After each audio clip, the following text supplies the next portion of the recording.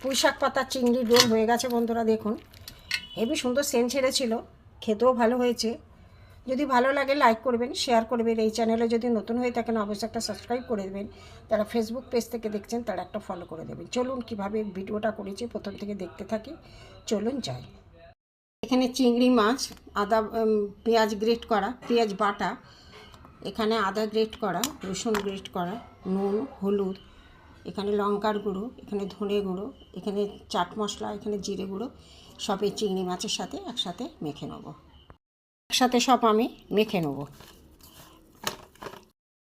একসাথে মিশিয়ে নিচ্ছি মশলাগুলো।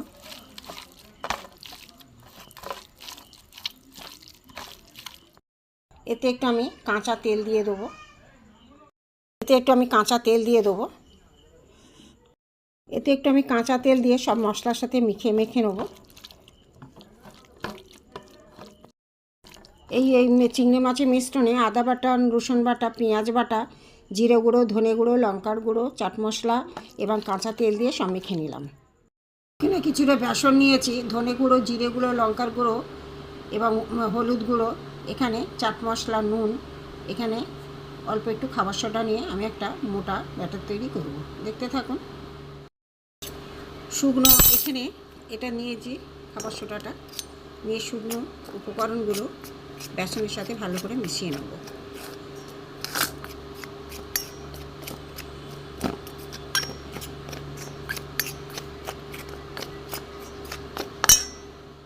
অল্প অল্প করে জল দেবো, একটু মোটা ব্যাটার করতে হবে। অল্প অল্প করে জল দিয়ে আমি একটা ব্যাটার তৈরি করব। মশলা সব দিয়ে দিয়েছি, আর একটু জল লাগবে।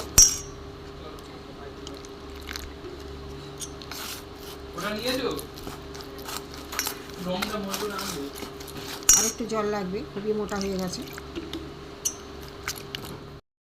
একটা মোটা ব্যাটার তৈরি করে নিয়েছি। দেখুন ঘনত্বটা এইরকম হবে, বেশি আমি পাতলা করব না। হয়ে গেছে, কিছুক্ষণ আমি চাপা দিয়ে রেখে দেবো। এখানে কটা পুঁই শাক পাতা নিয়েছি, এপিট ওপিট করে ভালো করে আমি ধুয়ে নিলাম। জল ঝরিয়ে নেবো পাতাগুলো। এখানে পুঁই শাক পাতা নিয়েছি, নিয়ে এখানে যে চিংড়ি যে মিশ্রণটা করে রেখেছিলাম এতে আমি এইভাবে দিয়ে দেবো, এইভাবে দেবো, দিয়ে এইভাবে মুড়ে নেব, বেরিয়ে না যায় চিংড়িটা, সেদিকে একটু দেখতে হবে। এইভাবে আমি মুড়ে নিলাম। আর একটা দেখাচ্ছি, চিংড়ির পুরটা আমি দিয়ে দেবো, যে যেরকম পাতা দিয়ে আমি এইভাবে মুড়ে নেব, এইভাবে মুড়ে নেব।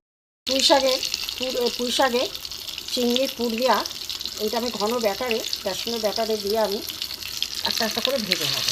আগে দুটো দিয়ে দিয়েছি, দেখতে থাকুন। আবার আমি বেসনে চুবিয়ে এই কটা ভেজে নেব। পাতা খুলে গেলেও অসুবিধা নেই, কারণ বেসনে জুড়ে যাবে, খুলবে না।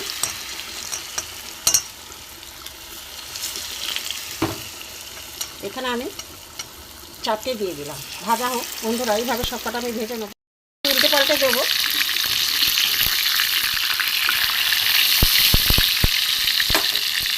হতে থাক।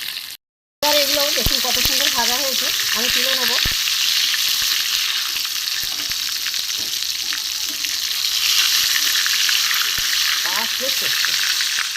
পুঁই শাক পাতা চিংড়ির রোল হয়ে গেছে।